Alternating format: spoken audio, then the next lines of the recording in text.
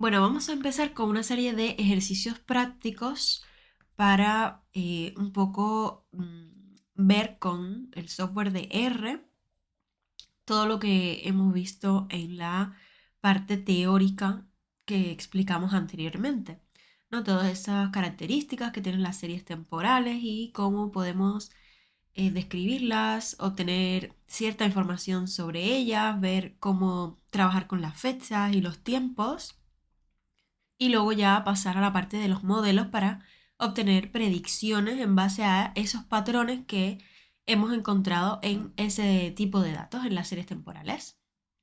Entonces vamos a empezar con un primer ejercicio muy básico para poder crear un data frame, que es el tipo de dato que usualmente vamos a trabajar, que contenga información de fechas y tiempos, ¿vale? Es decir, una fecha podría ser un día y un tiempo podría ser pues una hora en concreto, ¿no? Pero antes de empezar con el ejercicio, vamos a tener que instalar y cargar algunas librerías de R que no vienen instaladas por defectos. Entonces, pues como ven aquí, tenemos que instalar el paquete de Lubridate, el de T-Series, el de Forecast, el ggplot2 para hacer gráficos, el SO. Y luego las llamamos, ¿vale? Para que se carguen una vez que estén instaladas. Entonces le damos aquí a correr la línea y se va a instalar cada una de ellas. Tarda pues bastante poco en instalarse. Le vamos dando una a una hasta que se instalen todas. Y luego las vamos a cargar con la función library, ¿vale? Y el nombre del paquete o de la librería.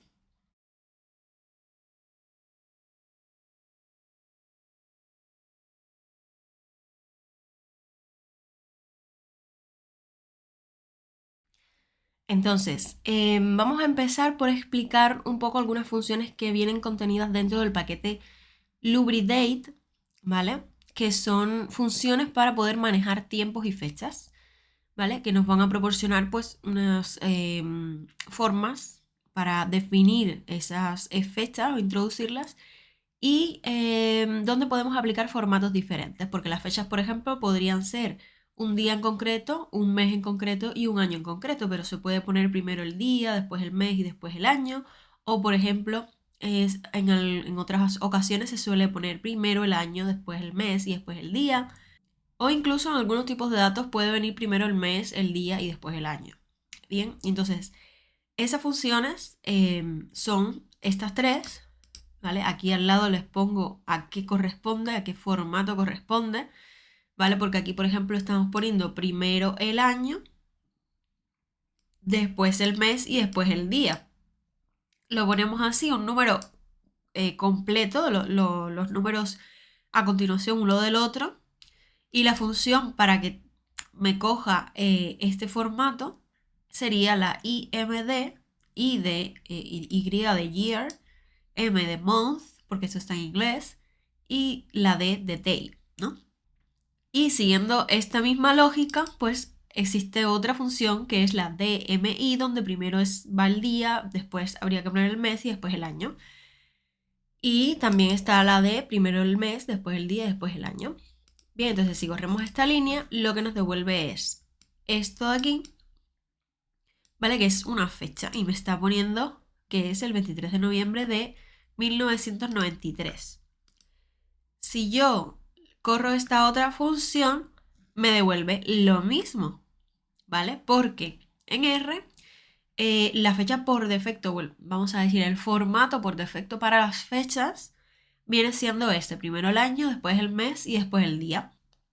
Esto quiere decir que si yo introduzco esto aquí, y yo sé que esto es el día, esto es el mes y después el año, tendría que usar esta función, ¿vale? La DMI, que es la que me interpreta este formato para yo poder obtener esta fecha aquí en concreto, aunque ella después modifique el orden de las cosas, ¿vale?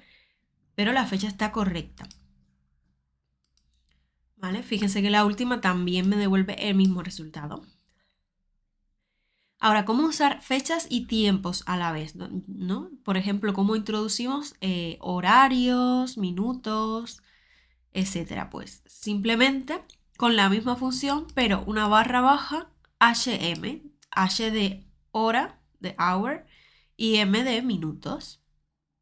Entonces, como mismo hacíamos antes, ponemos los números correspondientes a lo que va a ser la hora y los minutos a continuación de los otros números que eran de la fecha. Bien, fíjense que si yo corro esta línea, me devuelve la fecha, que era la que habían puesto antes, y me dice que el tiempo en concreto son las 12:24:00 porque no hemos puesto segundos aquí. Y también me da información sobre la zona horaria, que por defecto es la UTC. Esto nosotros se lo podemos cambiar. Fíjense que yo ahora lo voy a guardar en un objeto que se llama MyTimePoint. Voy a aplicar la misma función y voy a poner aquí esto. También podríamos poner este número, pero vamos a ponerlo en este formato para ver lo que obtenemos. Y vamos a ponerle timezone TZ igual a Europe/Madrid. ¿Para qué? Para que me coja la zona horaria, ¿vale? El parámetro de zona horaria que corresponde a la ciudad de Madrid dentro de Europa. Bien, o sea, dentro de Europa podemos elegir, por ejemplo, diferentes ciudades, ¿no? Londres o no sé. Lo podemos ir cambiando y eso va a ser importante a la hora de trabajar con varias fechas. Vamos a correrlo para ver qué sale y nos devuelve este objeto de aquí, ¿vale? Y fíjense que ahora la zona horaria es la que corresponde a Madrid, que es la CET, ¿vale? Central European Time. Entonces, ¿qué podemos hacer con este objeto? Porque ya lo tenemos guardado en un objeto, no como antes que lo estábamos simplemente sacando aquí en la consola.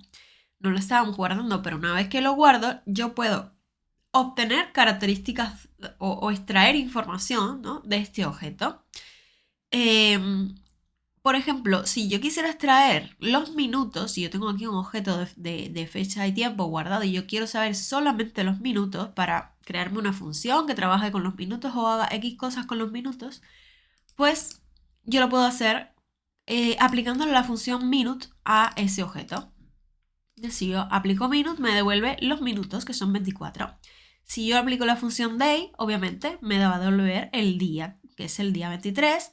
Hour me devuelve 12, que son el horario, ¿no? Las 12.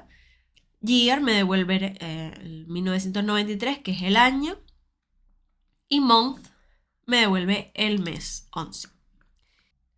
¿Qué más podemos hacer? Pues podríamos, por ejemplo, modificar uno de estos componentes, ¿vale? No solo los podemos extraer, sino que yo puedo decir cuáles eran las horas. Las horas son las 12.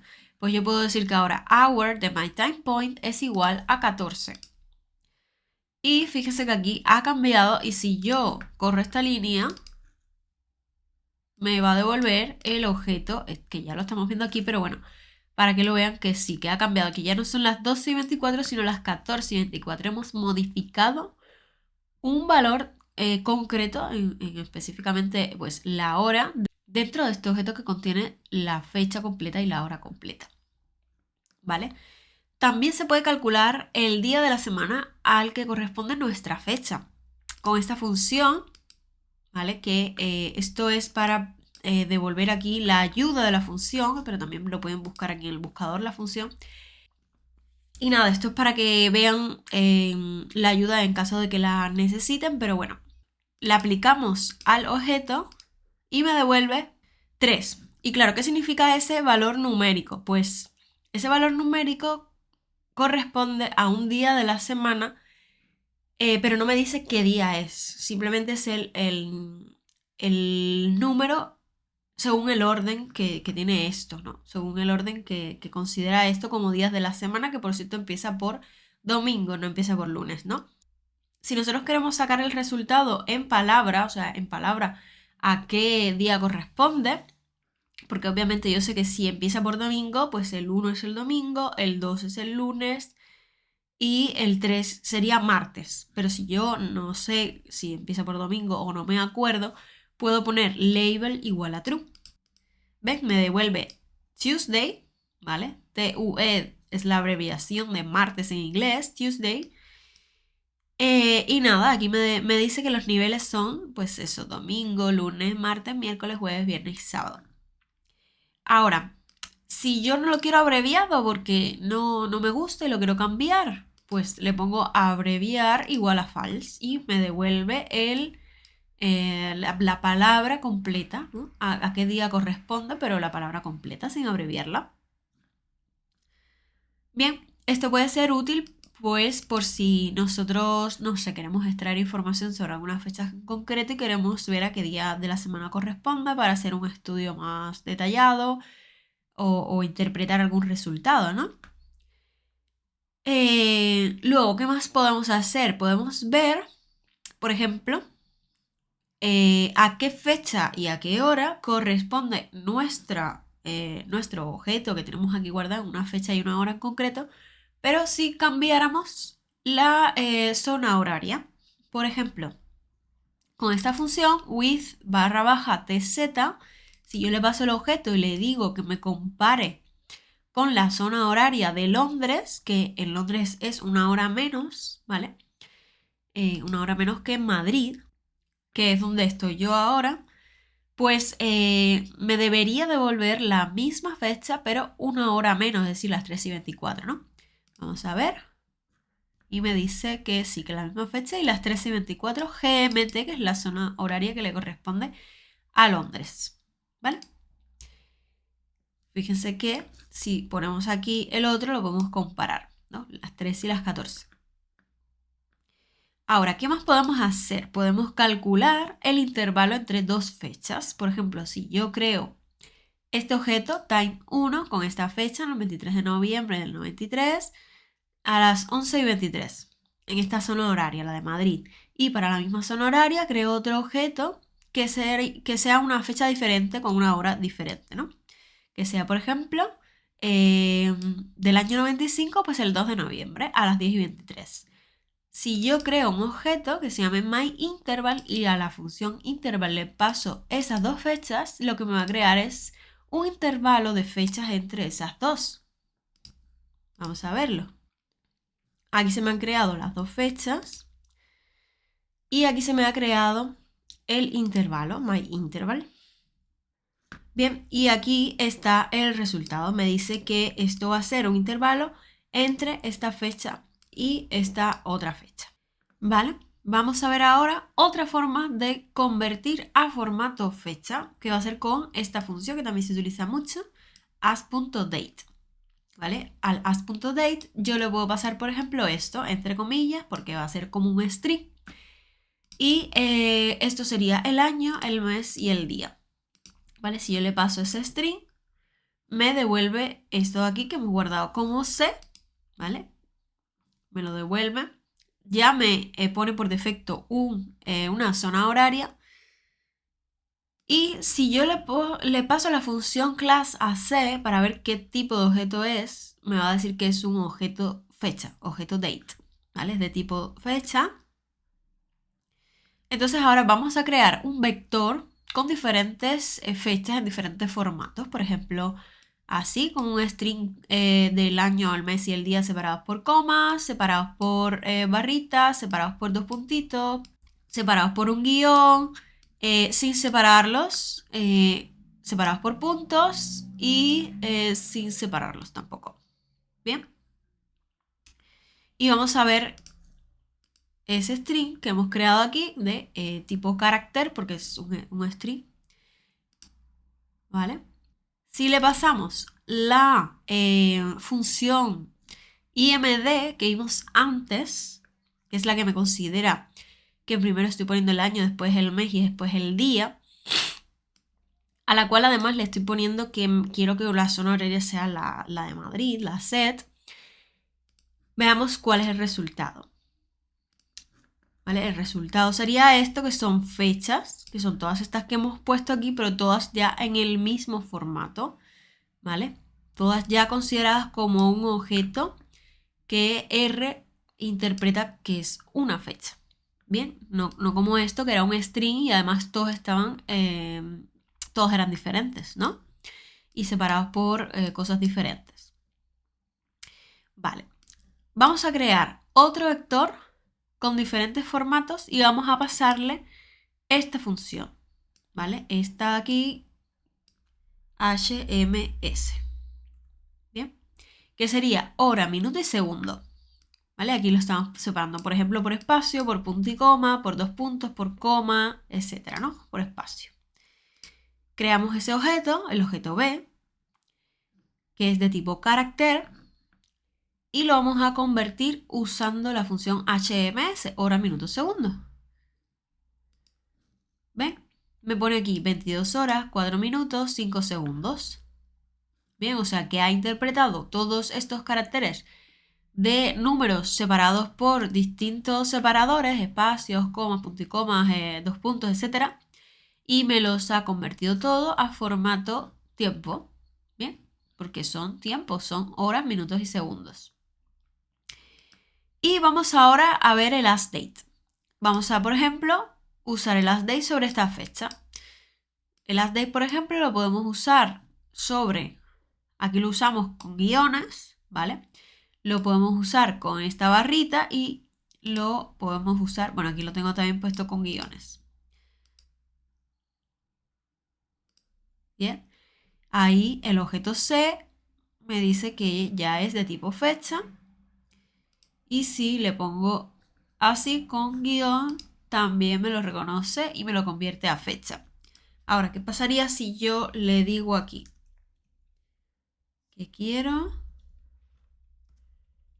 esto con espacio y que quiero que me lo convierta a fecha? Me dice error.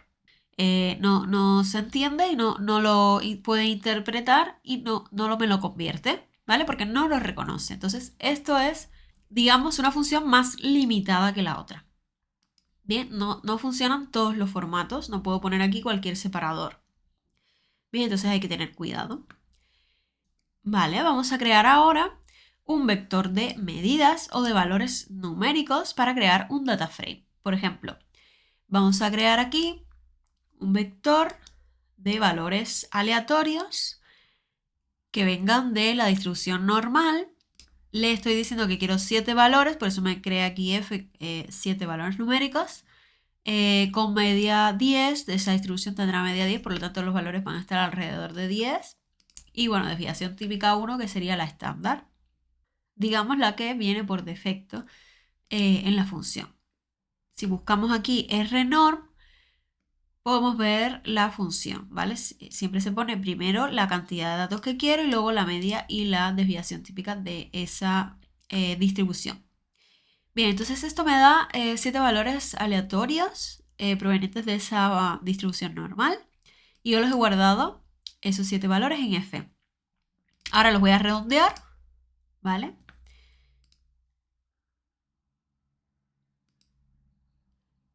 A 2 dígitos. Y todo se me queda a 2 dígitos después de la coma. Y ahora voy a crear un data frame. Voy a crear un data frame que se llame DateTime Measurements 1. Y le voy a decir que quiero que me una por columnas, ¿vale? Que me cree un data frame donde una columna se llame date y que sea igual a A, donde A son los primeros valores de fechas que creamos por aquí, este vector por ejemplo, ¿vale? Y quiero que el tiempo sea B, que son estos tiempos que creamos aquí, el segundo vector de tiempos, ¿vale? Que eran 22 horas, 4 minutos, 5 segundos, etc. Y luego que las medidas o los valores numéricos, measurements, sean los valores que acabo de crear aquí, que son 7. ¿Vale? O sea que todo tiene que tener la misma cantidad de números, tiene que ser 7 fechas, 7 valores de tiempo y 7 valores numéricos para que me pueda crear el data frame y unirlos por columna, ¿vale? Porque estamos usando esta función. Y ahora podemos ver que, si hacemos clic aquí también lo podemos ver, me ha creado un data frame donde aquí viene la columna fecha, la columna tiempo y la columna valores. Bien. Así es como se crea desde cero un data frame, aunque usualmente lo que vamos a hacer es que ya nos van a dar el data frame creado y nosotros pues simplemente lo vamos a tener que importar, trabajar con él, etcétera, etcétera, ¿no? Bueno, aquí les tengo un ejercicio un poco, a ver, aquí viene la solución, obviamente, pero es un poco para practicar, ¿vale? Pues si tienen un tiempo de practicar en R solos para practicar lo poquito que hemos aprendido hasta ahora, yo los recomiendo que lo hagan antes de mirar la solución, ¿no? Que lo intenten hacer ustedes mismos, ¿no? Para practicar y ver en qué fallan o qué es lo que no se ha entendido bien. Y luego pueden mirar la solución. Entonces, los ejercicios son simplemente cuatro partes. La primera parte sería crear el objeto X con una zona horaria en concreto, la set, y esta fecha en concreto, ¿vale? Luego cambiar el minuto de esa fecha al minuto 7. El minuto sería 12, cambiarlo a 7. Luego mirar a qué tiempo corresponde en Londres esa fecha, a qué horario correspondía en Londres. Y crear otro tiempo y, ¿vale? Que sea esta fecha, por ejemplo, y mirar cuál es la diferencia de y menos X, ¿no? Esta fecha menos esta que está aquí. Entonces eso, yo recomiendo que ahora pues pausen el vídeo, tengan ese momento para poder realizar el ejercicio y luego vayan a mirar la solución, ¿vale? Ahora voy a explicar la solución, pero yo espero que lo hayan intentado por lo menos. A ver, la solución sería la siguiente. Para crear esa fecha donde tengo información de las horas y los minutos, pues recurro a esta función imd, porque estoy poniendo primero el año, después el mes, después el día, ¿vale? Barra baja hm, porque vienen las horas y los minutos. Y como me pide una time zone en concreto, yo puedo poner directamente esto de aquí, ¿vale? Puedo poner la de Euro Madrid, que me va a devolver lo mismo, pero si yo no sé que esta es la que corresponde a Madrid y me están diciendo esta en concreto, yo directamente la puedo poner aquí. Luego el ejercicio 2, para obtener los minutos sería con, bueno, primero vamos a crear el objeto, ¿vale? Para obtener los minutos sería con la función minutos, me dice que los minutos son 12. Y para cambiarlo simplemente le digo minutos de x igual a 7. Bien. Donde esté x, a ver, aquí está x, ¿ven? Se me han cambiado los minutos de 12 a 7. ¿Vale? Aquí podemos devolver el objeto en la consola también y lo podemos ver. Ahora, para mirar a qué tiempo corresponde en Londres, tenemos que usar esta función with barra baja tz, le pasamos la fecha y le pasamos el tiempo, o sea, el time zone de Londres y me dice que corresponde a esto, ¿vale? Como aquí son las 23, pues obviamente en Londres una hora menos serán las 22. Y luego, el último es mirar la diferencia entre esta fecha, que la tenemos que crear, simplemente poniendo y menos x. Y me dice que hay una diferencia de estos días. Como hay un horario también aquí metido, ¿vale? Pues por eso no son días enteros, sino pues aquí me pone un punto porque, bueno, no llega al día 609, sino que se queda entre el 608 y el 609 por la diferencia de las horas, ¿no? Porque aquí son las 9:45 y aquí las 23:12. Pero, pues sí, obviamente esto es una manera de saber cuántos días hay entre una fecha y otra, ¿no? Si no tuviésemos la información horaria, sí que sería un número entero. Bien, entonces vamos a pasar al siguiente ejercicio, que ya sí vamos a ir resolviendo juntos, que es donde vamos a crear un objeto serie temporal, ¿vale? En R y vamos a ver algunos gráficos.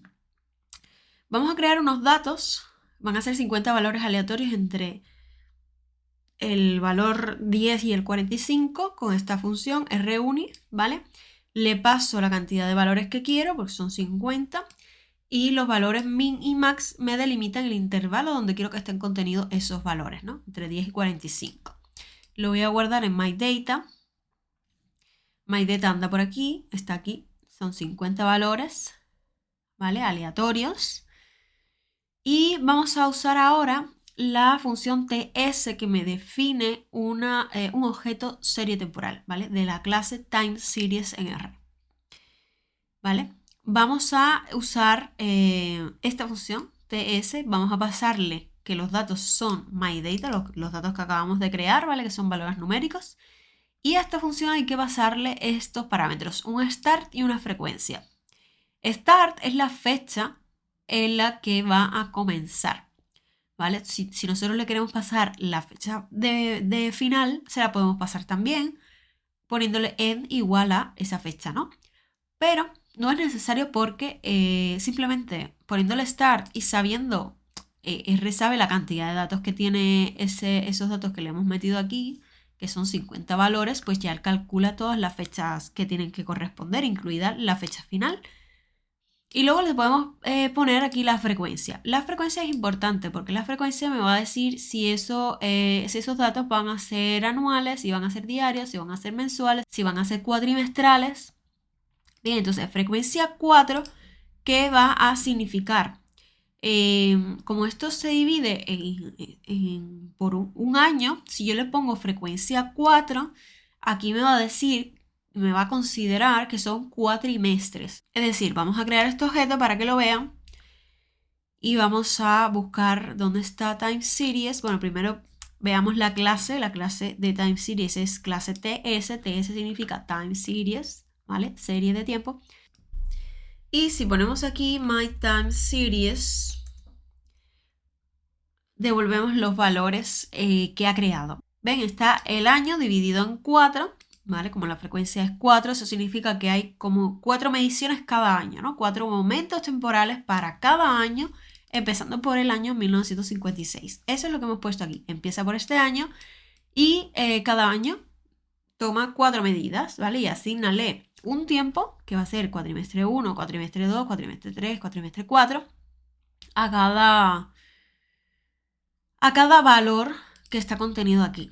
Ahora, cuidado con el concepto de cuatrimestre, porque para algunos puede significar algo diferente. Aquí, ¿qué significa? Claro, un año tiene 12 meses. 12 entre 4 sería 3, ¿no? 3 por 4, 12. Por lo tanto, si yo lo divido en 4, en realidad, estos cuatro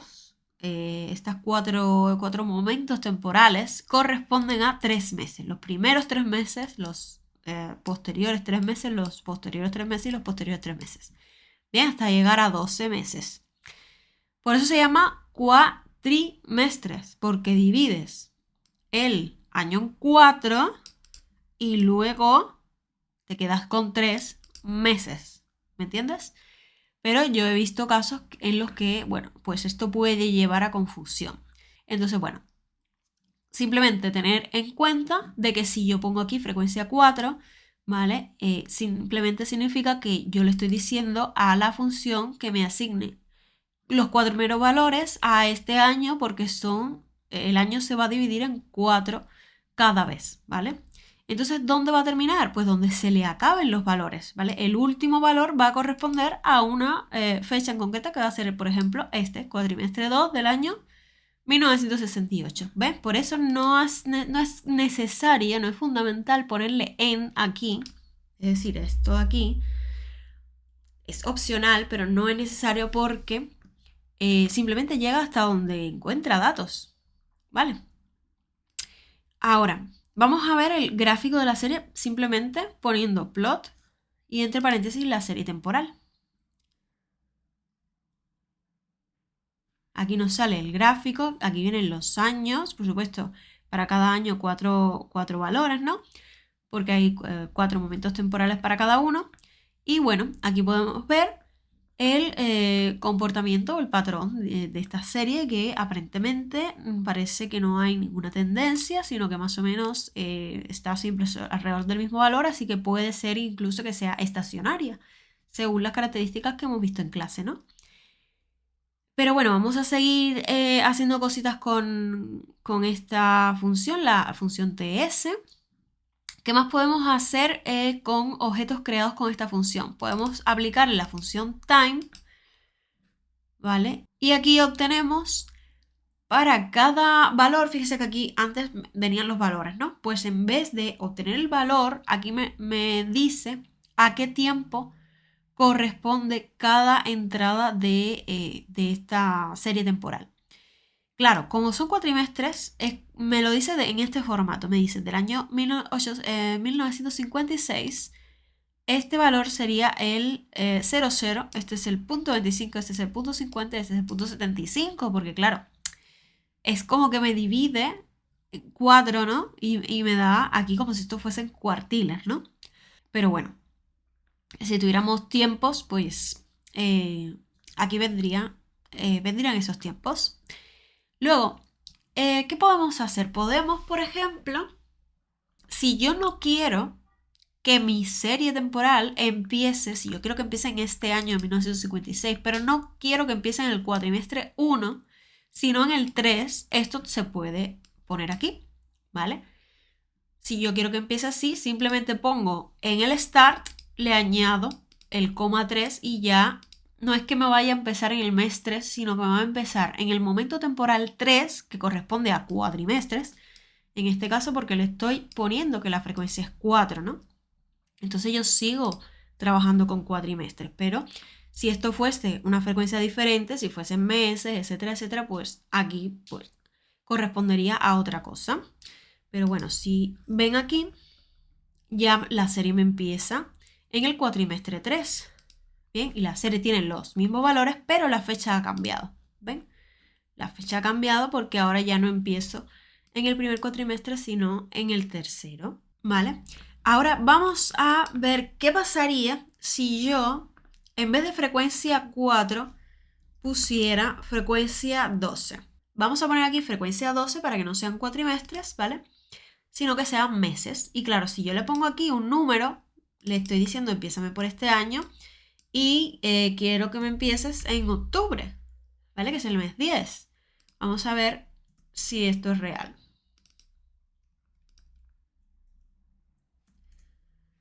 ¿Ven? Me coge los valores y me dice, voy a empezar por el año 1956, la frecuencia va a ser 12, por lo tanto voy a trabajar con meses y voy a empezar en octubre y de ahí en adelante. ¿Y cuándo voy a terminar? Cuando me quedo sin valores. ¿Cuándo es eso? Pues en el año 1960, en el mes de noviembre. Bien. Así ven cómo esto va cambiando según lo que pongamos en la frecuencia, según lo que pongamos en el start, ¿vale? Y según la cantidad de datos con los que estamos creando esa serie temporal. Vale, pues ahora vamos a seguir viendo algunos gráficos que podemos obtener en base a algunos datos que tengamos de series temporales. Vamos a usar este dataset que se llama NOTEM, que lo podemos buscar aquí, ¿vale? Que viene incluido en R por defecto. Que se trata de una serie de tiempo que contiene el promedio de temperaturas en el castillo de Nottingham en grados Fahrenheit durante 20 años. Bien, durante 20 años se ha recogido esos datos. Pueden, ya te digo, buscar la ayuda aquí o, por ejemplo, poner help, notem y les devuelve la ayuda también. Vamos a mirar el gráfico simplemente poniendo plot notem. Y vemos que efectivamente estas son las medidas de las temperaturas durante esos 20 años, ¿no? Desde 1920 hasta 1940. ¿Qué observamos? Observamos, por ejemplo, estacionariedad. ¿Qué era la estacionariedad? Si no habían cambios de tendencia, de media, de variabilidades. Y esta serie aparentemente, visualmente con nuestros ojos, vemos que parece ser estacionaria. Pero también hay una estacionalidad, ¿vale? Que es diferente, que son esos ciclos. Aquí vemos ciclos repetitivos que parece que hay un patrón persistente. Entonces, otra manera de hacer un gráfico un poquito más bonito que este es con la función autoplot, a la cual, fíjense que para que funcione hay que ponerle doble paréntesis, ¿vale? Si no, no funciona. Entonces, claro, esto es como que le da un formato más bonito al gráfico. Al autoplot, como el autoplot funciona como el ggplot, ¿vale? Pues le podemos agregar capas. Lo podemos modificar para agregarle un título, por ejemplo, agregándole una capa como si estuviésemos trabajando con el ggplot. Agregándole esta capa ggtitle, ¿vale? Y aquí me aparece un título. Y bueno, le podemos agregar y modificar muchas cosas, como si estuviésemos trabajando con la función o el paquete de ggplot2. Ahora, vamos a ver un gráfico de descomposición. La descomposición que hacemos cuando estamos buscando efectos estacionales, que me descomponen la serie en el efecto de tendencia estacional y residual. Para ello tenemos que usar la función decompose y a eso le pasamos la función plot. Bien, también le podemos pasar a ese decompose la función autoplot para que el gráfico sea más bonito incluso. Bien, y entonces ¿qué vemos? Bueno, vemos los datos originales, vemos trend, que es la tendencia. Bien, aquí sí que detecta un tipo de tendencia, ¿no? Que a veces baja, a veces sube. Vemos que hay un efecto estacional clarísimo, está aquí, y esto sería el reminder, es lo residual. Ahora, otra alternativa al decompose sería esta función, Seasonal Decomposition of Time Series by Loess, que es esta función que se llama STL. Y le tenemos que pasar este parámetro que pone s.window periodic. Hacemos un plot de esto y obtenemos básicamente el mismo resultado, pero es una forma alternativa que tienen para descomponer la serie y ver si hay efectos estacionales. También podemos guardar en un objeto el resultado del decompose. Vamos a hacerlo. Lo hemos guardado en MyNotem, que anda por aquí, ¿ven? Y es una lista de 6 cosas. ¿Ven? Aquí puedo obtener por separado, como lo he guardado en un objeto, puedo obtener los datos para el efecto estacional, para la tendencia, etcétera, etcétera. Esto va a ser de tipo decompose.ts, una serie temporal descompuesta. Y lo que podemos hacer, por ejemplo, es traer y dibujar solamente el componente de tendencia, porque aquí hay 4 gráficos. Si solamente yo quisiera uno, yo puedo pasarle al autoplot el objeto que acabamos de guardar, que es el resultado del decompose, y solamente eligiendo la tendencia. ¿Ven? Y esa sería la tendencia, y por ejemplo también podría dibujar solamente el componente estacional haciendo lo mismo, pero poniendo seasonal aquí, seasonal de estacional, ¿ven? Y me dibuja solamente uno. Ahora vamos a seguir con este dataset, pero vamos ahora a hacerle el test de Dickey-Fuller, porque visualmente vimos, ¿no? Dijimos que parecía ser estacionaria, pero no lo sabemos a no ser que hagamos este contraste de hipótesis. Para el test de Dickey-Fuller en R se utiliza la función adf.test. Le pasamos los datos y la interpretación es que aquí nos va a dar un p-valor que me dice que es 0.1 con un mensaje que me dice que el p-valor en realidad es menor que este que se me ha devuelto aquí, ¿vale? Pero eso no nos importa porque es un valor bastante pequeño y lo que nos importa es compararlo con el nivel de significación, que usualmente es por defecto 0.05, que corresponde al 5%. Si nosotros por defecto asumimos que tenemos un 95% de nivel de confianza. Esto significa, la interpretación que le he puesto aquí, si el p-valor es muy pequeño, menor que el nivel de significación, que es 0.05, en este caso lo es, pues voy a rechazar la hipótesis nula. Y por lo tanto, como la hipótesis nula me dice que la serie no es estacionaria, yo la rechazo. ¿Y cuál es la conclusión? Que la serie sí es estacionaria. Este es nuestro caso, que lo he marcado aquí con asterisco. Ahora, en caso contrario, si este p-valor fuese mayor, imagínate que aquí hubiesen 0.20, que es mayor que 0.05, pues entonces el resultado sería no rechazar H0 y la serie no sería estacionaria, ¿vale? Porque yo no puedo rechazar esa hipótesis nula porque no hay evidencia suficiente. Así que, efectivamente, visualmente lo vimos, que la serie parecía ser estacionaria, ¿bien? Por lo que nosotros habíamos visto por aquí, ¿bien? Pero lo único que nos comprueba eso en realidad es este test y efectivamente lo comprueba, por lo tanto podemos decir que es estacionaria. Vale, ahora vamos a ver este ejercicio, pero vamos a utilizar otro dataset. Lo que voy a hacer ahora es voy a limpiar aquí, que aquí hay una escobita, voy a deshacerme de todo lo que he hecho antes, incluso los gráficos también. Voy a limpiarlo todo para yo quedarme sin nada, ¿vale? Porque estamos haciendo ejercicios muy diferentes, ya vamos por el ejercicio 6 y bueno, me gusta tener las cosas limpias para poderlas ver bien.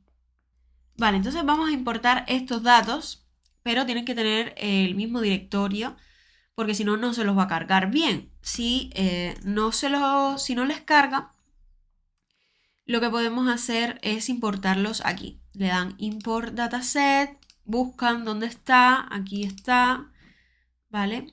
y aquí le ponen myData al nombre del objeto y ya está. Ya está.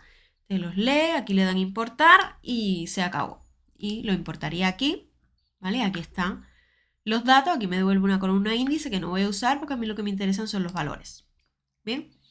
Vamos a convertir la columna myData, que en nuestro caso es la segunda columna, pero al importarlo incluso nos podríamos haber saltado esta, porque a mí lo que me interesan son los valores bajo el nombre de la columna myData.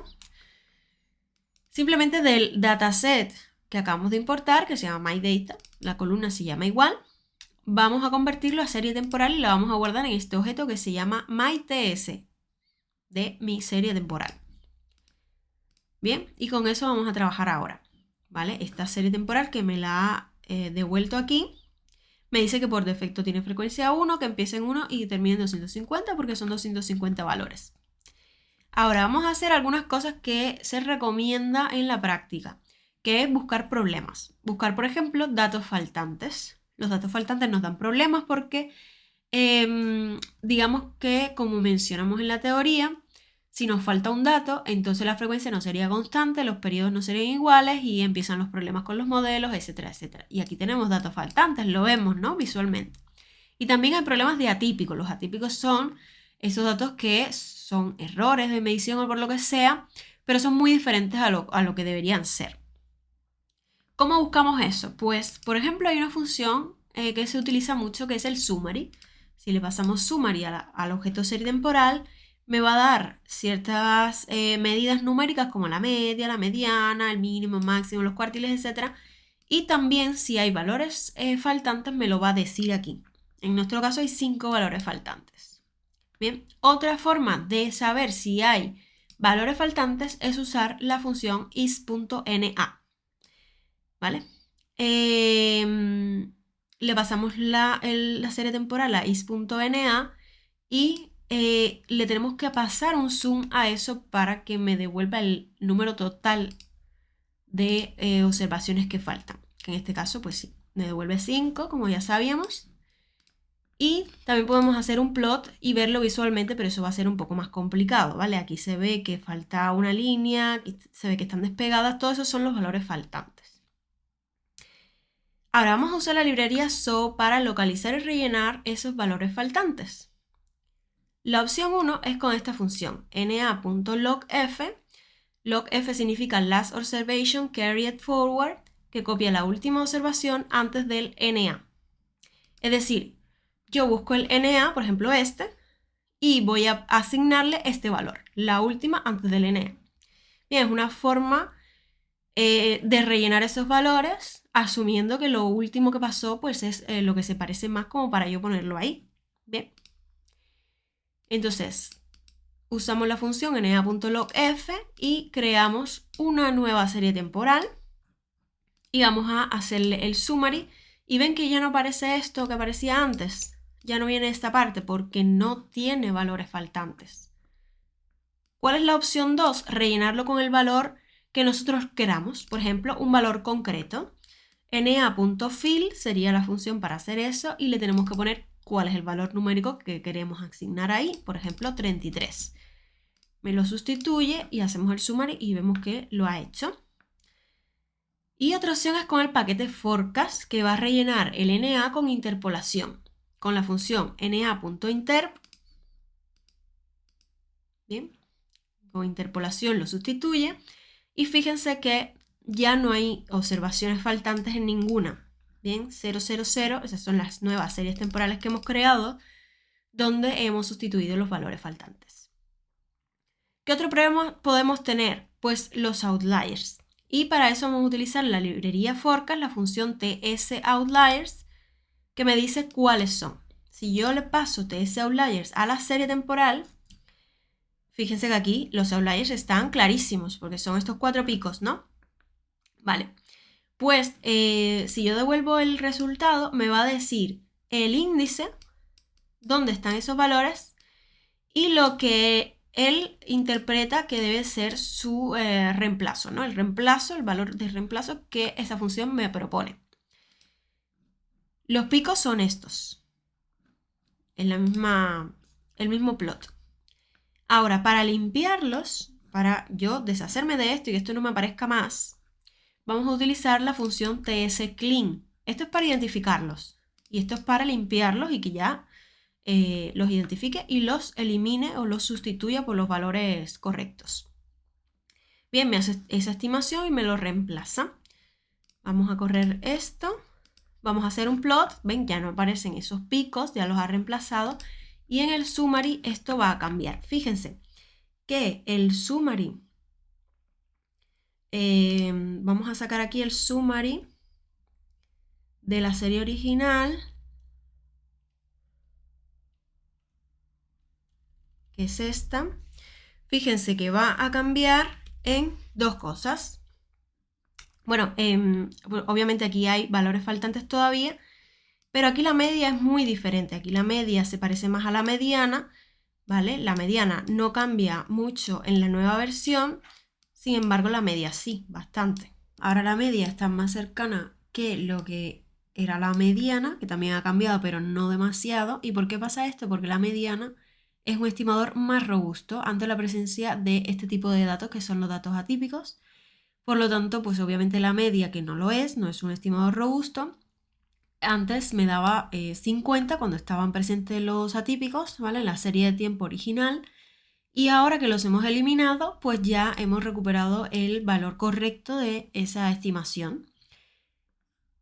¿Qué más podemos hacer con esta serie temporal? Pues podemos ver, ahora que ya no tenemos atípicos ni datos faltantes, si por ejemplo es estacionaria, que a simple vista parece que sí lo sea, ¿vale? Por las características que vimos de que tiene que tener una serie estacionaria, pero la única manera de saber si lo es o no es hacer el test del contraste de hipótesis de Dickey-Fuller de estacionariedad con la función adf.test. Le pasamos la serie temporal limpia, que es la que creamos ahora, mytsclean. Y recordemos que la interpretación sería que si el p-valor es muy pequeño, menor que el nivel de significación, que usualmente es 0.05, esto significa que tenemos que rechazar la hipótesis nula. Por lo tanto, la conclusión sería que la serie sí es estacionaria, como estábamos viendo que parecía que lo era, ¿no? Pero bueno, siempre hay que hacer el test para estar seguros. Y ahora voy a hacer lo mismo que antes, voy a eliminar todo de aquí, voy a limpiar todo y vamos a trabajar con un nuevo conjunto de datos, ¿vale? Que van a ser datos del COVID-19 y vamos a utilizar la librería SO y una nueva librería que es Digraph. Estos datos los he cogido de un artículo que se llama Forecasting Hospital Level COVID-19 Admission Using Real-Time Mobility Data, que fue publicado hace poco, en febrero de este año. Aquí tienen el enlace al artículo y bueno, para que vean todo lo que hacen con este conjunto de datos porque es súper interesante, pero bueno, en este caso lo que vamos a hacer es, como esto es una introducción a las series temporales, vamos a hacer algunas de las cositas que hemos visto en clase. Vamos a importar la librería SO. Si no la hemos instalado, la instalamos y la importamos. Vamos a importar los datos, que son este conjunto de datos, este CSV que se llama admissions. Bien, aquí lo tenemos, lo podemos ver. Y aquí, ¿qué vemos? Bueno, vamos a ver una variable que se llama hospital admit date, es decir, la fecha de admisión de cada uno de los casos de COVID que contiene este conjunto de datos, porque son casos positivos pero que están hospitalizados en un hospital en concreto, ¿no? ¿En qué hospital? Pues aquí viene el identificador del hospital, A, B, C, D, con letras, ¿no? Esto no nos va a interesar porque es como un código postal que no nos interesa y eso tampoco. Lo que nos va a interesar aquí sobre todo es la fecha, el hospital, porque hay diferentes hospitales, y el número de admisiones, que son los valores numéricos que realmente nos interesan, ¿no? Y que queremos ver si hay un patrón que persiste en el tiempo o no, ¿vale? Entonces, como hay varios hospitales, lo que vamos a hacer es extraer solamente los datos de un hospital, los datos del hospital C. ¿Cómo extraemos eso? Pues vamos al conjunto de datos que se llama admissions y entre corchetes ponemos admissions, seleccionamos la variable hospital que se llama hospital ID, esta que está aquí, y le decimos, dame solamente los valores para los que esa variable sea igual al valor c. Bien, entre comillas porque es un carácter. Y devuélveme los valores, o sea, las filas donde se cumple esa condición, pero devuélveme todas las demás columnas que tiene este dataset, ¿vale? No me elimines nada. Bien, haciendo eso, yo lo he guardado en un nuevo dataset que se llama admissions_c. Si hacemos clic aquí, vemos que tenemos la misma cantidad de columnas, ¿vale? Toda la información de antes, pero solamente los datos para el hospital C. ¿Ven? Ahora, ¿qué podemos hacer con este conjunto? Ahora que ya tenemos solo un hospital y tenemos varias fechas y varios números de admisiones. Por ejemplo, podemos ver que hay fechas que se repiten. Vamos aquí y vemos, por ejemplo, está un número de admisión para el 7 de marzo del 2020, pero aquí tenemos la fecha 12 de marzo, 12 de marzo, 13 de marzo, 13 de marzo, 15, 15. ¿Ven? Entonces, ¿por qué pasa esto? Porque esto está desagrupado. Aquí me dice número de admisiones siempre 1 o 2, ¿vale? Pero las fechas se pueden repetir porque aquí hay otros valores. El código postal, la razón, si es COVID primario, secundario, etcétera, que no nos interesa realmente porque lo que nos interesa es el número total para cada fecha, pero no queremos las fechas repetidas, las queremos este número agrupado y aquí solamente una fecha. Y queremos saber qué número de admisiones le corresponde a una fecha en concreto. ¿Cómo podemos agrupar esas fechas que se repiten para que sean únicas? Pues con la función aggregate. Aggregate le pasamos lo que queremos agregar, que son los valores del número de admisiones, dentro del nuevo dataset, que solo tiene los datos del hospital C.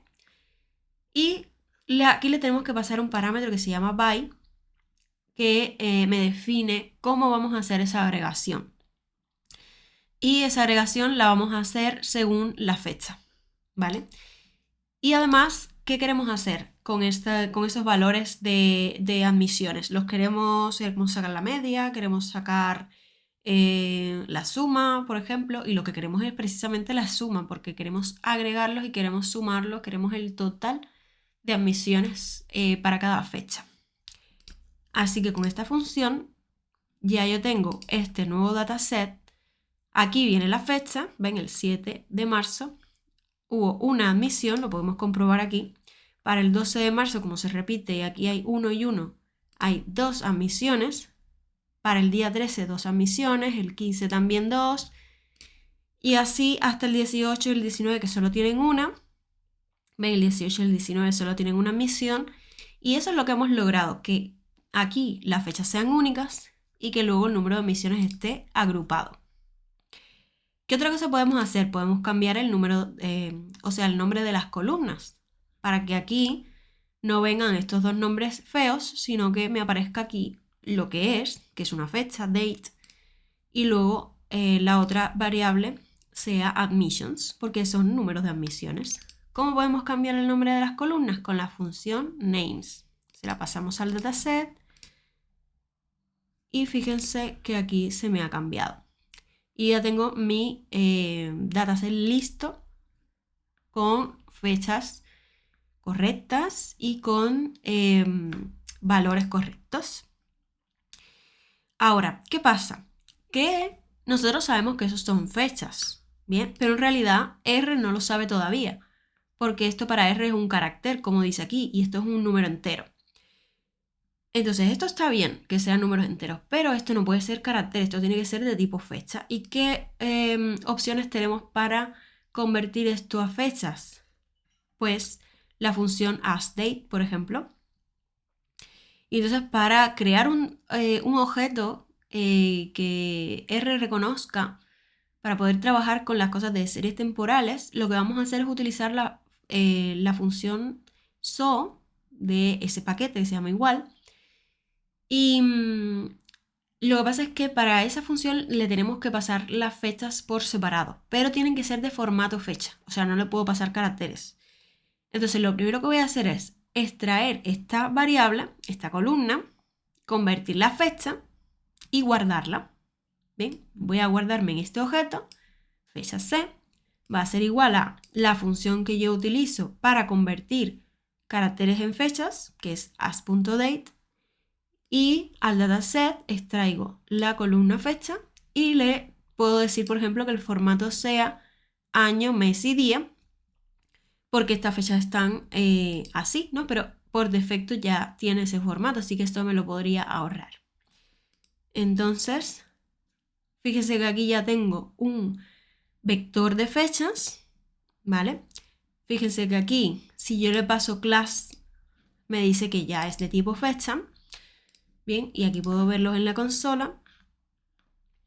Y ahora puedo combinar los datos de ese dataset, que es la columna de admisiones, que son los valores numéricos, y le puedo pasar las fechas que yo he guardado en ese objeto, ¿vale? Para crear un objeto SO. Bien, y vamos a guardarlo en este nuevo objeto y vamos a ver de qué clase es. Me dice que es de clase SO. Si yo le digo str a ese objeto, me dice que es una SO series, que empieza aquí y termina en esta otra fecha, que estos son los datos, que estos son los índices. Bien, y si yo le digo muéstrame los primeros datos, me dice estos son los primeros datos y corresponden a estas fechas. Ahora, ¿cuál es la ventaja de tener un objeto SO y no trabajar con un data frame, sino con un objeto SO para series temporales? Que yo puedo hacer cosas como extraer fechas y bueno, miles de cosas más. Por ejemplo, podría extraer el índice del tiempo y los datos. Es decir, lo hemos guardado aquí, ¿vale? Esto es una SO series y si yo le paso a ese objeto el index, la función index, me va a extraer el índice de ese objeto que serían las fechas. Y si le paso la función coreData, me devuelve los valores que corresponden a las admisiones para cada una de esas fechas. Si yo quiero saber la fecha de inicio y de final, simplemente utilizo la función start y end sobre ese objeto, el objeto SO, y me dice la fecha de inicio es el 7 de marzo del 2020 y la fecha de final es el 11 de abril del 2021. Si yo quiero extraer un subconjunto, indexando con un vector de fecha, o sea, me interesa estas tres fechas concretas, ¿no? Este vector de fechas, el 6 de abril del 2020, el 19 de mayo del 2020 y el 19 de septiembre del 2020. Pues esto yo lo convierto a fecha y puedo indexar ese objeto y decirle simplemente devuélveme los valores para esas fechas en concreto. Otra opción es utilizar la función window, que esto me permite crear un nuevo objeto extrayendo los valores del objeto SO, todos los valores que estén entre dos fechas en concreto. No un vector de fechas como aquí, sino todos los que estén entre esta fecha, por ejemplo, y esta otra. Bien, yo le pongo window admissions c.z, que es el objeto, y le digo start en esta fecha, end en esta fecha, y me va a devolver todo entre esas dos fechas. Bien, es como un subconjunto de valores. Y otra cosa que puedo hacer con este objeto SO es un gráfico con diferentes personalizaciones. Este sería el gráfico, por ejemplo, donde le hemos puesto un título, diferentes propiedades a las líneas, por ejemplo, el color azul, etc. Y aquí lo que pueden ver es que aquí, obviamente, hubo un pico de hospitalizaciones en esta fecha, porque son hospitalizaciones diarias. Y aquí, pues, se estableció en los mínimos y después volvió a crecer, hubo otro pico de contagio y se incrementó bastante el nivel de hospitalizaciones para ese hospital en concreto, porque fíjense que estamos analizando un hospital que era el C. Ahora, otros gráficos que podemos hacer es con la función, o sea, el paquete que les había comentado antes, el digraphs, para lo cual tenemos que instalarlo y luego lo cargamos. Yo ya lo tengo instalado, pero si no lo tienen instalado, pues le quitan esta almohadilla de aquí y lo instalan. Y simplemente le pasamos la función al objeto SO y por ejemplo le ponemos este título y que obtengo un gráfico muy chulo en el que si nosotros nos posicionamos el ratón sobre él, verán que yo puedo saber para cada punto, en cada momento mientras muevo el ratón, qué valor a qué valor corresponde ese punto y a qué fecha. Bien, que me lo dice arriba y me lo va cambiando. Le podemos modificar más cosas como los colores, la apariencia, etc. Pero lo interesante para mí es esto, que es como un poco interactivo porque puedo saber cómo cambian esos valores, ¿no? Ahora vamos a hacer un nuevo ejercicio, pero vamos a seguir trabajando con el mismo conjunto de datos, solo que ahora vamos a trabajar con otro hospital. ¿Vale? Vamos a crear este nuevo conjunto de datos extrayendo los datos de otro hospital, ¿vale? Que sería el hospital E, ¿vale? Es decir, que como antes, pero simplemente aquí en vez de C ponemos E. Bien, serían estos datos. Y vamos a hacer lo de agregar los valores para que las fechas no estén repetidas, ¿vale? Lo vamos a hacer también para ese hospital. Vamos a ver cómo creamos el objeto SO, ¿vale? Extrayendo las fechas y creando el objeto, ¿vale? Y ya podemos hacer un digraph de esa nueva serie, ¿vale? Que sería esta de aquí, que claro, es diferente a la anterior, ¿no? Porque esta sería la del hospital C y esta la del hospital E. A ver, hay dos picos también, pero son diferentes, son dos series diferentes. Y lo que podemos hacer es un gráfico donde veamos en el mismo gráfico los dos hospitales, ¿vale? Solo que va a haber un problema, que si nosotros abrimos este, que es el anterior, vemos que tenemos datos para diferentes fechas que para este, ¿no? Este, por ejemplo, tenemos datos en marzo, este empieza el 7 de marzo y este empieza el 12, por lo tanto ya no tenemos datos para el día 7. Bien, entonces este tipo de problemas nos va a crear pues, huecos que parecen datos faltantes en nuestro gráfico, pero pues eso luego lo podemos solucionar de otra manera, pero bueno, por ahora lo que vamos a hacer es el gráfico de los dos hospitales, simplemente haciendo un digraph y un cbind con los dos conjuntos de datos. Cbind significa, es como hacer un conjunto de las dos variables superpuestas como si fuese un nuevo dataset y esas dos variables fuesen columnas, ¿vale? Y hago el digraph de eso y me pone dos gráficos diferentes, con diferentes colores además, que a mí me dice aquí que el verde es el C y el azul es el E. Y lo interesante es que yo me puedo mover por el gráfico, ¿no? Por las series y me va diciendo cómo cambian los valores de las dos series mientras me muevo. Bien. Y bueno, lo que les decía, que como no tenemos valores para ambas en las mismas fechas, pues aquí van a haber algunos datos faltantes a veces, ¿no? Ahora, ¿qué otras cosas podemos hacer con este conjunto de datos? Por ejemplo, podemos ver las características, por ejemplo, el componente estacional, si es estacionaria o no. Vamos a coger la serie de admisiones C. Está aquí. Vamos a convertirla a objeto TS, o más bien XTS, ¿vale? Ahora veremos por qué. Vamos a cargar la librería XTS y vamos a ver, vamos a abrirlo. Es data.set, tengo las fechas en dates y las admisiones en la variable admissions. Si yo digo clase dates, me dice que es carácter, ¿vale? No lo hemos convertido a fecha. Solamente lo habíamos convertido a fecha extrayendo esos valores para crear el objeto su, pero no habíamos guardado dentro de este dataset que esta variable se transformara a tipo fecha, pero eso lo podemos hacer. Podemos decirle que esa variable me la convierta a tipo fecha, de esta manera. Y ahora ya es de tipo fecha. Fíjense que si yo abro aquí, la del hospital E, que no lo hemos tocado, sigue siendo carácter, esta antes era carácter, pero ahora es de tipo fecha.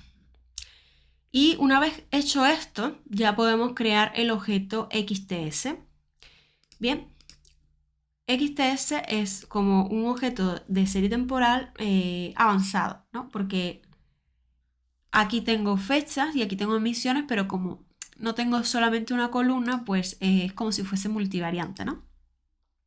Pero bueno, no se preocupen por eso porque al final va a ser como lo mismo. Entonces, a la función XTS yo le paso los datos, le voy a quitar la primera columna porque no me interesa que me la guarde como una nueva columna. Yo lo que quiero es que me aparezca en el nuevo objeto estos valores y estas fechas que sean el índice. Por lo tanto, yo le quito la primera columna, ¿vale? Bueno, mis datos van a ser solamente en la segunda columna y el orden, es decir, el índice, van a ser las fechas que ya yo he transformado a tipo fecha. Bien, ese paso es importante. Entonces, ahora tengo aquí un objeto XTS, me viene aquí la fecha de inicio y final, me vienen los datos y me vienen las fechas. ¿Ven? Y me viene aquí que el índice son las fechas y que estos son los valores. Solo que me ha convertido esto y me lo ha llamado como ha querido. Bien, pero yo le puedo cambiar el nombre a esa columna de esta manera y ya aquí se ve cambiada, ¿no? Ahora, ¿qué puedo hacer? Pues puedo pintar la serie temporal utilizando la función autoplot, la que vimos anteriormente. ¿Qué más puedo hacer? Puedo hacerle un test de estacionariedad que obviamente visualmente vemos que no es estacionaria. Aquí hay claros efectos de tendencia. ¿Ven? Me va a dar un p-valor 0.5527 que es mayor que 0.5. Por lo tanto, la serie no es estacionaria. ¿Y qué más puedo hacer? Pues vamos a ver ya la parte de los modelos, pero en este caso vamos a utilizar la herramienta del AutoArima, que es como una herramienta de selección automática de modelos, y también vamos a utilizar la librería de redes neuronales para sacar un modelo de este tipo, y luego comparamos los dos resultados. El AutoArima, recuerden que la función sería auto.arima, le paso esta serie que ya es de tipo XTS y bastante rápido me devuelve un resultado. Aquí me dice que el mejor modelo seleccionado es un ARIMA 011. ¿Qué significa? Recuerden que aquí estos tres numeritos representan el orden. El primero es el orden de la parte autorregresiva. El último es el orden de la parte de medias móviles y el del medio es la integración que corresponde a esa transformación que tiene que hacerle a la serie para que sea estacionaria y que los modelos autorregresivos y de medias móviles me funcionen. Como la serie no es estacionaria, según el test que acabamos de hacer, pues obviamente va a necesitar una transformación al menos, ¿no? Quizás en otras ocasiones necesite varias, pero en este caso le hizo una transformación, la convierte a estacionaria y le aplica un arma donde no tengo parte autorregresiva porque este orden es 0 y solo me queda la parte de medias móviles. Pero ¿qué pasa? Porque esto es tan sencillo. Vamos a ver la ayuda de la función. Bien. El problema es que aquí por defecto vienen unos parámetros que me limitan los órdenes de los modelos que esta herramienta estudia para seleccionar, entre comillas, el mejor modelo. Es decir, para no hacer esto infinito y tardar 7 semanas en obtener el modelo, la herramienta me limita esos órdenes para estudiar una cantidad finita de modelos y entre esos me selecciona el mejor, pero eso no significa que ese sea el mejor de verdad, porque puede ser que por X razones nuestra serie temporal tenga asociado un mejor modelo si nosotros le incrementamos el orden. Entonces lo que vamos a hacer para no caer en ese problema, nosotros le vamos a modificar los parámetros que vienen por defecto. Le vamos a decir que el orden máximo que me considera para la parte autorregresiva, que es el parámetro P, no sea 5 sino por ejemplo 10, ¿vale? También el máximo Q, que es la parte de medias móviles, le vamos a poner que sea 10, no 5. Aquí hay otro que es muy importante, que es este max order, creo que es la suma entre los dos. No queremos que sea 5, fíjense que aquí nunca va a ser 5 y 5 porque la suma de 5 y 5 es 10 y es mayor que 5. Entonces eso es un problema grave también. Le vamos a decir que no sea 5, sino que sea bastante más grande, 20. Y que, por ejemplo, me explore más niveles de integración, porque aquí se quedan 2. Yo quiero saber si con más de una pues es mejor o no, ¿vale? Puede ser que no, porque ya con una está dentro de esto, pero bueno, por si acaso le hemos puesto eso. Ahora, estos otros son para que yo pueda ver, mientras trabaja, pueda ver los modelos que va estudiando, pero esto lo podemos saltar, no es necesario, ¿vale? Pero si yo quiero ver la lista de los modelos que va considerando, pues tenemos que poner esto. Ahora va a tardar un poquito más porque, claro, tiene que ver muchos más modelos que antes. Está estudiando todos estos modelos, luego los va a comparar cuando termine y me devuelve el mejor de ellos según algún criterio de comparación de modelos. Bien. Ahora cuando termine, pues veamos cuál me devuelve. Antes me devolvía el ARIMA 011. Ahora vamos a ver cuál devuelve.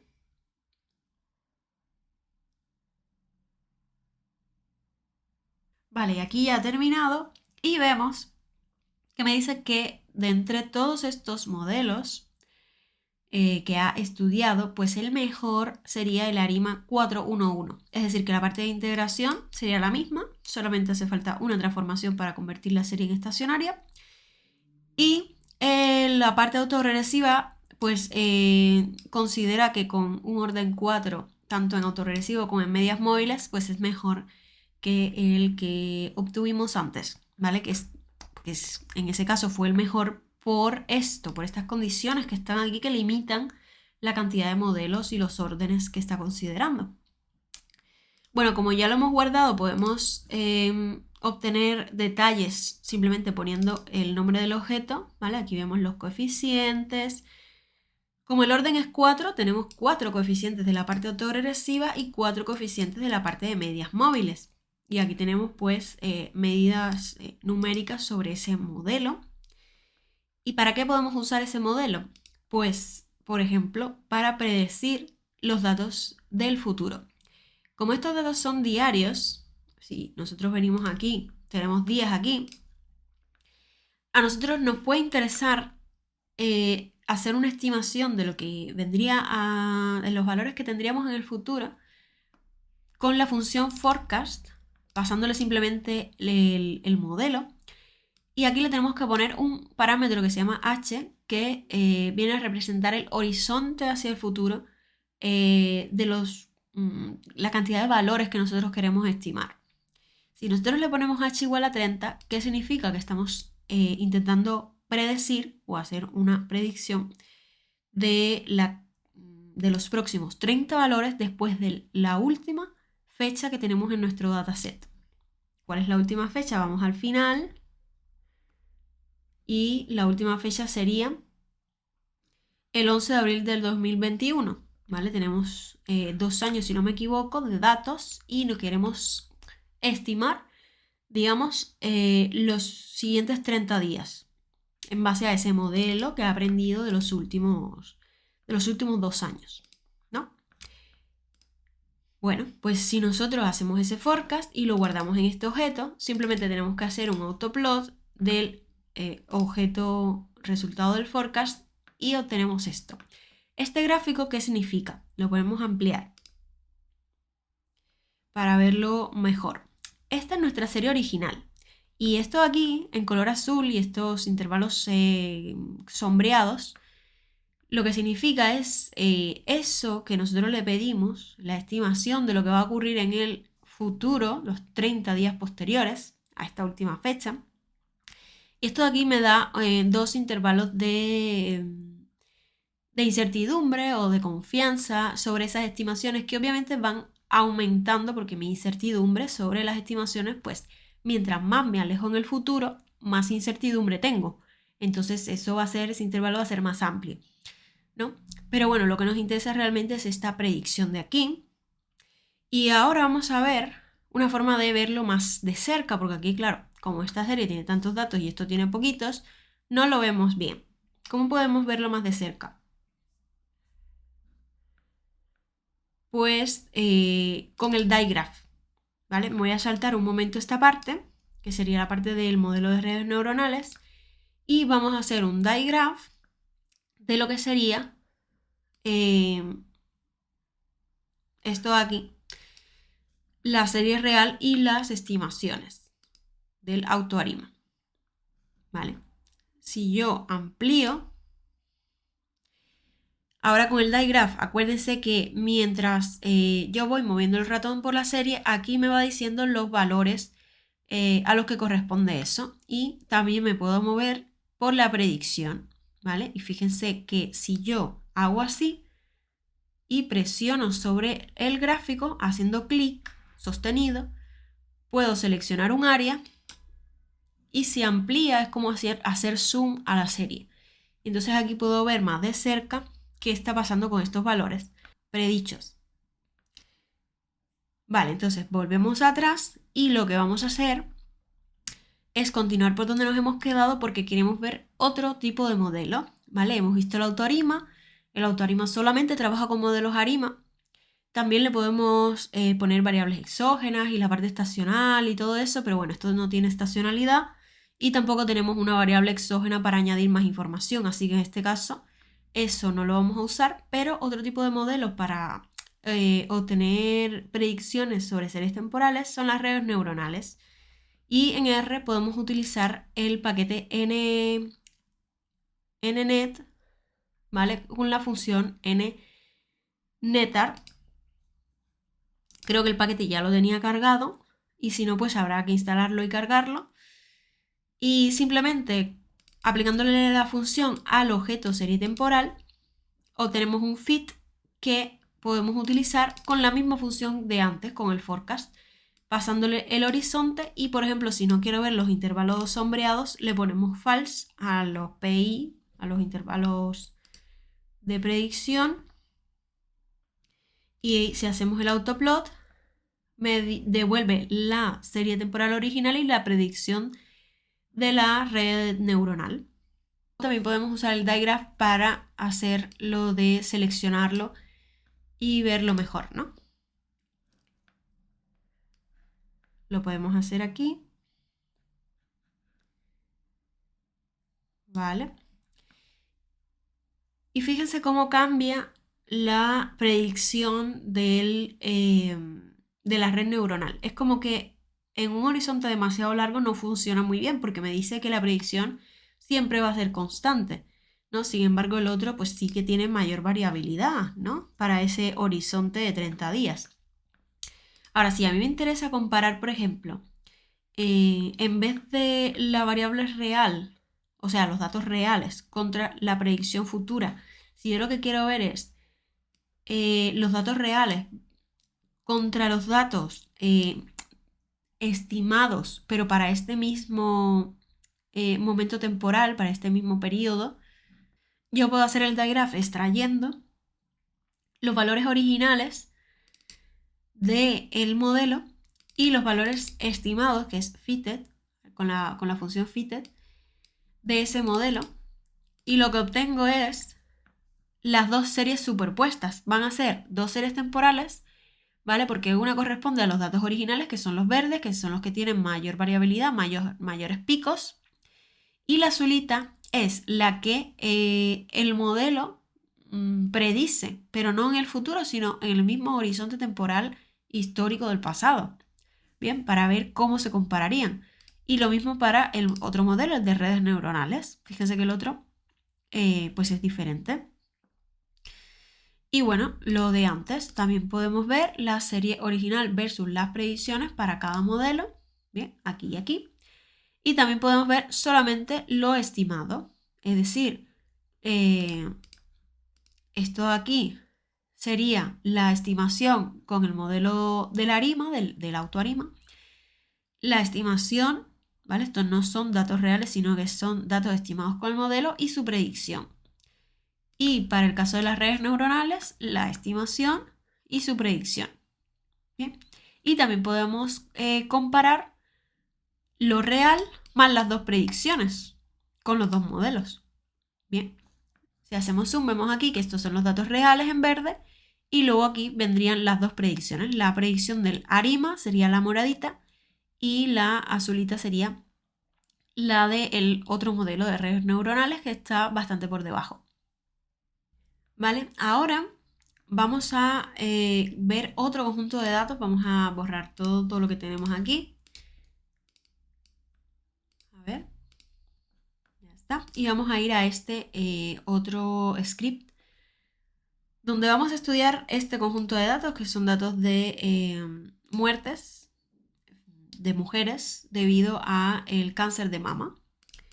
Abrimos los datos, o sea, los cargamos, aquí ya los tenemos aquí, y vemos que vienen diferentes países y diferentes fechas que son además años, ¿no? Desde 1990 hasta el 2019 y es una cantidad numérica de el número de muertes anual para cada país debido a esta enfermedad. Entonces, primero vamos a invertir el conjunto de datos para tener en el índice, es decir, en las filas, las fechas y en las columnas los países, porque no es usual que trabajemos así. Siempre tenemos en el índice las fechas y luego las columnas son las diferentes variables, que en nuestro caso son países.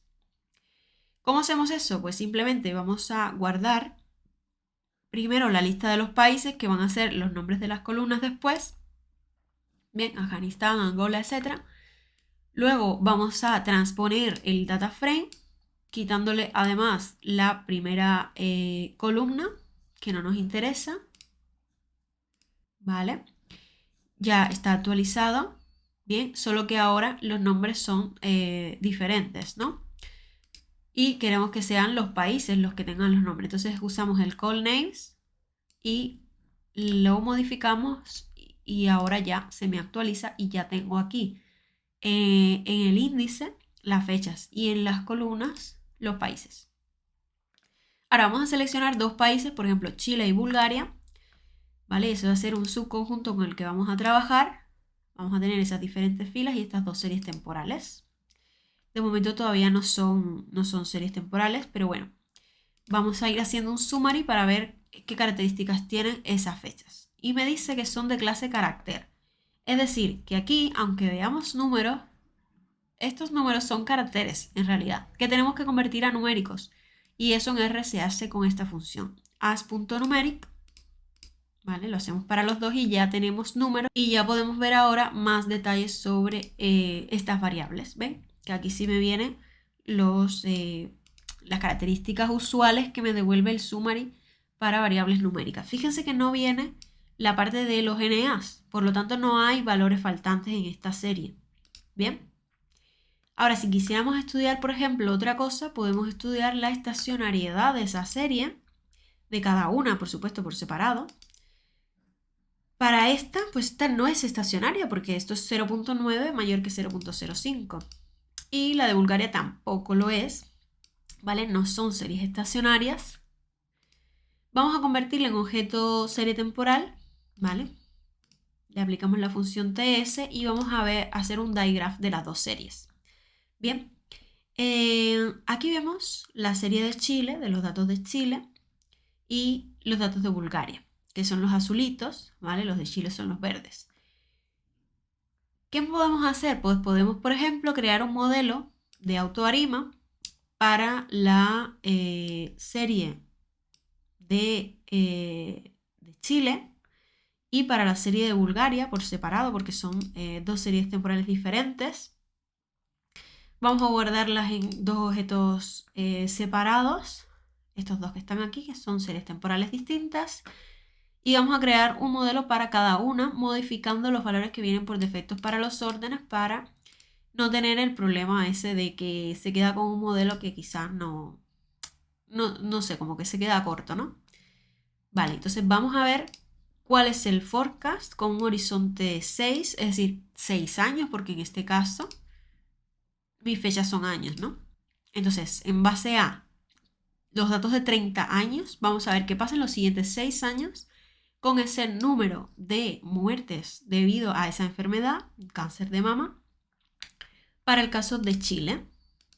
Bien, utilizando el modelo que me ha devuelto el autoarima. Bien, vemos que es un arima 0, 2, 1, es decir, que tuvo que transformar la serie dos veces para que fuese estacionaria. No me da la parte autorregresiva ningún orden, por lo tanto solo tengo la parte de medidas móviles. Bien, y me da esta predicción que me indica que va a seguir creciendo linealmente con este margen de error. Y para Bulgaria, para los siguientes 6 años sería así de esta manera. Bien, es un ARIMA 1, 1, 0, por lo tanto voy a tener un orden autorregresivo de 1, que hay que tener en cuenta que ha habido que transformar la serie para que sea estacionaria una vez. Y no tengo la parte de medias móviles. Y esta sería el forecast o la predicción del futuro del comportamiento de esa serie temporal, es decir, que va a seguir disminuyendo muy lentamente. Bien. Ahora vamos a seguir con este mismo conjunto de datos, pero vamos a ver otro paquete que contiene otro modelo diferente creado por Facebook, ¿vale? Que es el paquete Prophet, que tenemos que instalar si no lo hemos instalado y luego llamar a la librería. ¿Vale? Aquí tengo un ejemplo que me lo voy a saltar de momento porque quiero ver qué pasa con este conjunto de datos. ¿Vale? Esto es un ejemplo muy sencillo que lo pueden hacer después. Pero lo que quiero es aplicar este otro modelo a este conjunto de datos. Y lo que hay que hacer es muy simple. Es simplemente utilizar la función Prophet sobre el conjunto de datos, ¿vale? Tanto de Chile como el de Bulgaria, pero hay que transformar un poquito el conjunto de datos. Es decir, yo tengo el dataset de Chile, que es este que está aquí. A ver si lo encuentro. Esta serie temporal, ¿vale? O incluso podría coger esta, donde aquí vienen las dos, ¿vale? Están los valores de las dos. Pero ¿qué pasa? Que yo necesito crear un nuevo data frame que además de tener las fechas no pueden ser los índices, tiene que ser una fecha que esté en una columna separada. Esa fecha tiene que tener un nombre concreto de S, ¿vale? Además, los valores tienen que estar en otra columna separada, tanto para Chile como para Bulgaria, y tienen que tener el nombre específico I, como si fuese una variable. Esto lo he puesto aquí. Tiene que tener ese formato para que la función me reconozca el dataset y pueda trabajar con ella. Por lo tanto, lo que nos queda es crear dos datasets nuevos para utilizar esa función, la función de Prophet. Con la función de DataFrame lo creamos y decimos, mira, yo quiero una variable que se llame ds, ponme aquí estas fechas, porque tienen que tener formato fecha, de 1990 al 2019, que son las fechas que tengo aquí, ¿vale? Del 90 al 2019. Y los valores quiero que sean pues la columna Chile de este subconjunto de datos. Y para Bulgaria, pues lo mismo, pero por supuesto la columna de Bulgaria, ¿no? Entonces ya una vez que estén creados estos dos, fíjense que aquí tengo la variable ds, que son las fechas, y la variable i, ¿vale? Para Bulgaria y para Chile, ¿vale? Y la fecha con formato fecha. Entonces para crear el modelo utilizamos la función de Prophet para Chile, para Bulgaria. Esto en rojo lo único que me dice es que ha deshabilitado la estacionalidad porque no lo detecta. Y para hacer las predicciones utilizamos esta función, makeFutureDataFrame. ¿Cuántos periodos queremos? Pues queremos 6 años en adelante. ¿Vale? Hacemos las predicciones con el predict, tanto para Chile como para Bulgaria. Y ahora podemos hacer un plot de lo que sería la serie original y el forecast y las predicciones. ¿Vale? Y fíjense que aquí me dice que esta es la serie original, ¿vale? Y esto de aquí azulito es la estimación del modelo de Prophet. Y esto de aquí que no tiene puntitos, que no tiene datos, pues sería la predicción. Es decir, me dice va a seguir creciendo. Pero fíjense lo que pasa para Bulgaria, porque esto se ve que tiene sentido, pero para Bulgaria, fíjense lo que pasa, que estos puntitos son lo que sería un suavizado de la serie original y esto sería la predicción del Prophet, que no tiene nada que ver o no se ajusta bien, como podemos ver visualmente. Por lo tanto, esto o hay que configurarlo más o evidentemente no funciona para todos los casos. ¿Vale? Ahora les puedo enseñar, por ejemplo, con este dataset que podemos descargar de internet, que sí que tiene mucha estacionalidad, cómo funciona. ¿Vale? Aquí tarda un poquito en devolver el plot. Bien, y fíjense que para este dataset que tiene características muy diferentes, para empezar tenemos muchos más datos que antes, y además tenemos un componente estacional muy marcado porque aquí hay unos ciclos, etcétera, etcétera. Pues aquí sí que me devuelve algo más interesante, ¿no?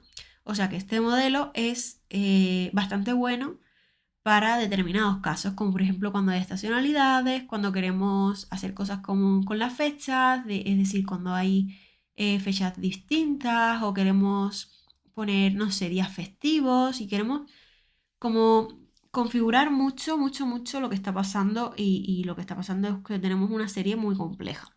Pero, sin embargo, hay veces que la serie es muy sencilla y funciona bastante mal. Bien, entonces, ¿cuál es la moraleja o lo que quiero que entiendan? Pues que hay que tener mucho cuidado a la hora de elegir el modelo, de utilizar todas las funciones, porque sí, todo está programado, pero nosotros tenemos que tener la base y el conocimiento detrás para poder interpretar ese resultado y no escoger lo primero que nos salga en la pantalla como el resultado final, sino que tenemos que interpretarlo, ver si eso es un resultado correcto que podemos utilizar después. Así que nada, de momento esto es lo que quería un poco explicar. Espero que les haya gustado y espero que les sirva como introducción a este mundo tan bonito que son las series temporales y que tienen muchísima, muchísima utilidad. No solo en cosas como estas que hemos visto de medicina, etcétera, sino pues en muchas más cosas, en finanzas, en economía, en fin, muchísimos ejemplos. Y nada, espero que les sirva para sus propios proyectos. Pueden reutilizar el código, modificarlo, seguir experimentando con otros datos. Es más, yo se los recomiendo para que vean cómo funcionan estos modelos y todo lo que podemos hacer con este tipo de datos.